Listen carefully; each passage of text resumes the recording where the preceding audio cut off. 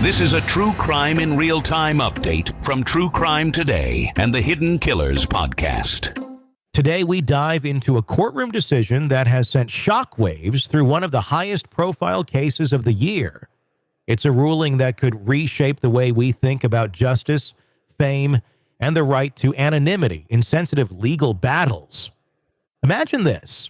A Tennessee woman now in her late 30s claiming that nearly 20 years ago, when she was just 19, Sean Diddy Combs sexually assaulted her at a party in Brooklyn. She's been fighting to keep her identity hidden, fearing the consequences of being thrust into the public eye. But Judge Mary Kay Viscachel has ruled that if she wants to proceed, she must step out of the shadows and into the blinding glare of public scrutiny. The judge's words were uncompromising. Simply put, allegations of sexual assault by themselves are not sufficient to entitle a plaintiff to proceed under a pseudonym. She emphasized that the courtroom operates on a principle of transparency, a constitutional bedrock not to be set aside lightly. Viscachel acknowledged the potential toll this ruling might take on the accuser, especially given Combs' status as a global icon. But in her eyes, the public's right to know outweighed the plaintiff's need for privacy. The woman has until November 13th to decide, reveal her identity, or have her case dismissed. It's a choice loaded with peril. Coming forward means opening herself up to a world of judgment, media coverage, and the very real risk of threats. But staying anonymous is no longer an option. This ruling has broader implications beyond this single case. Over 100 accusers have stepped forward against Combs, many under the same veil of anonymity. Legal experts say this decision could force others to reconsider their approach. How many will be willing to face the relentless public eye to hold a powerful figure accountable? Combs, meanwhile, has maintained his innocence throughout. His legal team has been aggressive, calling these cases publicity stunts and questioning the motives behind each new allegation. They argue that without knowing who the accusers are, they cannot properly defend their client. And now they have their first major victory. One accuser must reveal her name. But this is just the beginning. As the November deadline looms, we have to consider, how does one weigh the scales of justice in a world where reputation can be weaponized and privacy is a fragile shield? Are we, as a society, ready to grapple with the consequences of such rulings? Diddy's defense team has made it clear they intend to fight every allegation tooth and nail, and they've painted a picture of a conspiracy, suggesting that these lawsuits are more about media attention than justice. In court, the truth will prevail, they claim, positioning themselves as warriors for the facts, dismissing the onslaught of accusations as baseless.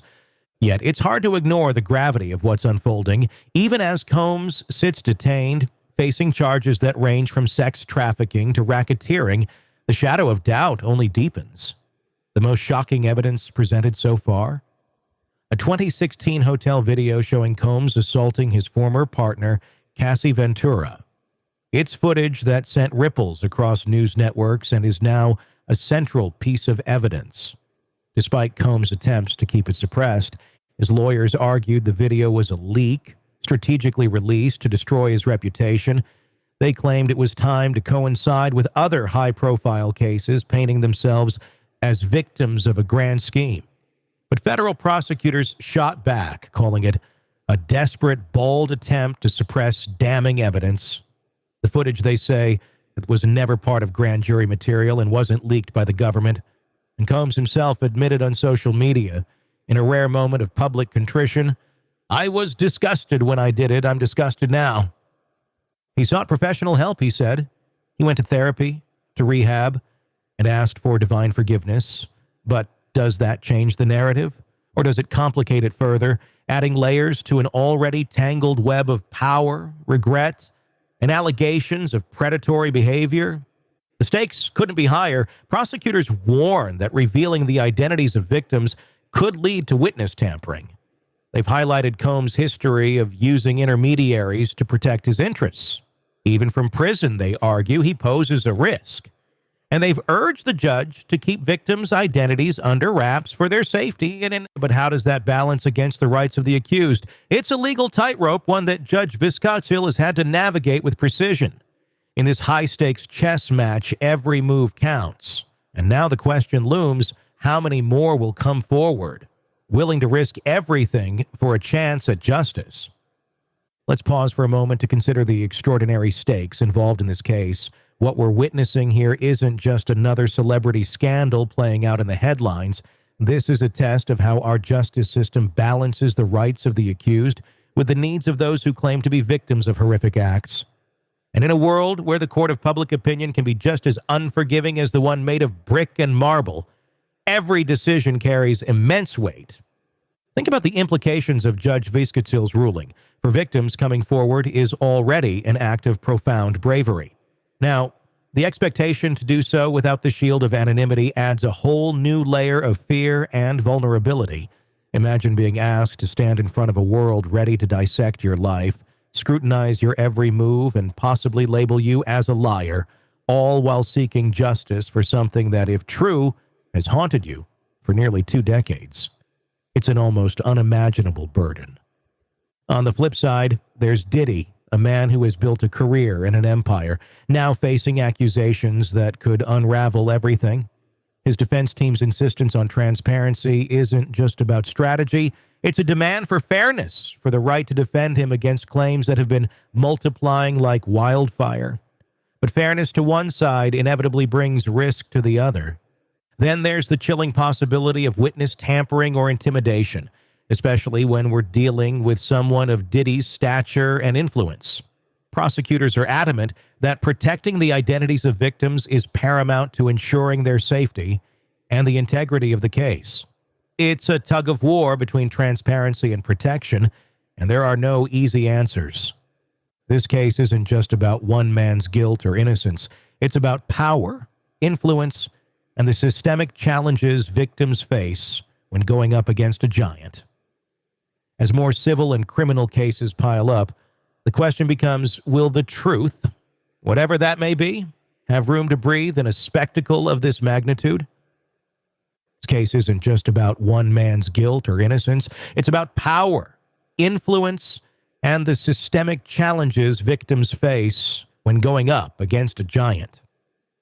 As more civil and criminal cases pile up, the question becomes, will the truth, whatever that may be, have room to breathe in a spectacle of this magnitude? That's all for now. We'll keep digging and getting you the facts. Thanks for listening. I'm Tony Brueski. Be sure to press subscribe so you don't miss any of our updates.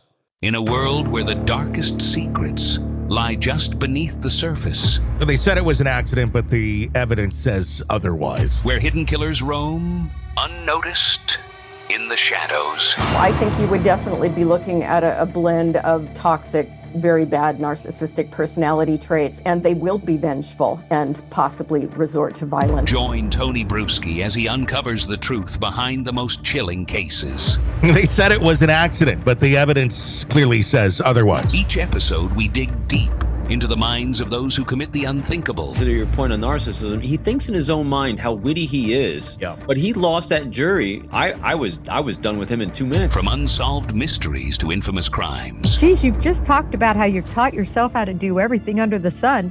I bet you did a YouTube video, how to best kill somebody with a knife. Hidden Killers with Tony Brueski takes you where few dare to go. How does someone with such a dark secret go unnoticed for so long? With multiple new episodes every single day. We're not just telling stories, we're seeking justice. Listen now on Apple Podcasts or wherever you get your podcasts. Just search for Hidden Killers with Tony Brueski.